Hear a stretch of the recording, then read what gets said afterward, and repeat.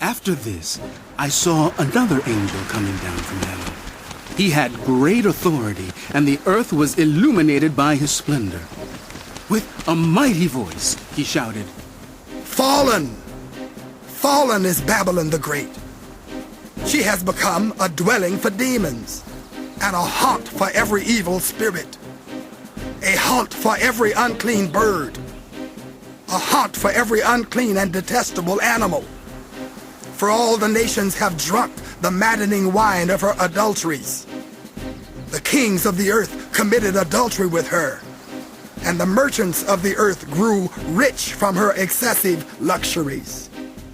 Then I heard another voice from heaven say, "Come out of her, my people, so that ye will not share in her sins, so that ye will not receive any of her plagues, for her sins are piled up to heaven, and God has remembered her crimes.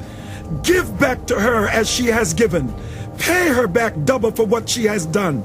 Pour her a double portion from her own cup. Give her as much torment and grief as the glory and luxury she gave herself. In her heart she boasts, 'I sit enthroned as queen. I am not a widow. I will never mourn.' Therefore in one day her plagues will overtake her, death, mourning, and famine. She will be consumed by fire, for mighty is the Lord God who judges her. When the kings of the earth who committed adultery with her and shared her luxury see the smoke of her burning, they will weep and mourn over her. Terrified at her torment, they will stand far off and cry, 'Woe, woe to you, great city, you mighty city of Babylon. In 1 hour, your doom has come.' The merchants of the earth will weep and mourn over her, because no one buys their cargoes anymore.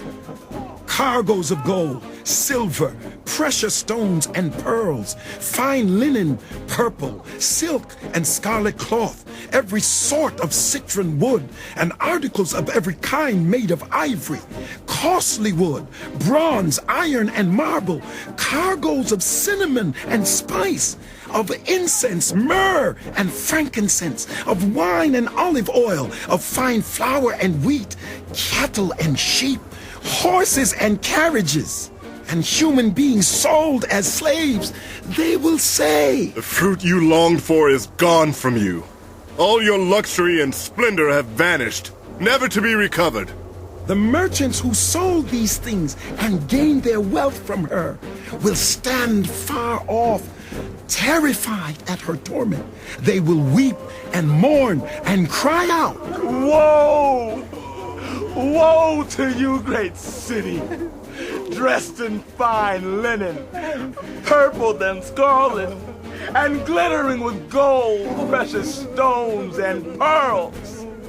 In 1 hour such great wealth has been brought to ruin." Every sea captain and all who travel by ship, the sailors and all who earn their living from the sea will stand far off. When they see the smoke of her burning, they will exclaim, "Was there ever a city like this great city?" They will throw dust on their heads and with weeping and mourning cry out, Woe! What's happened? Woe to you, great city, where all who had ships on the sea became rich through her wealth. In 1 hour, she has been brought to ruin. Rejoice over her, you heavens. Rejoice, you people of God. Rejoice, apostles and prophets, for God has judged her with the judgment she imposed on you. Then a mighty angel picked up a boulder the size of a large millstone and threw it into the sea. With such violence, the great city of Babylon will be thrown down, never to be found again. The music of harpists and musicians, pipers and trumpeters will never be heard in you again. No worker of any trade will ever be found in you again. The sound of a millstone will never be heard in you again. The light of a lamp will never shine in you again. The voice of bridegroom and bride will never be heard in you again. Your merchants were the world's important people. By your magic spell, all the nations were led astray. In her was found the blood of prophets and of God's people, of all who have been slaughtered on the earth.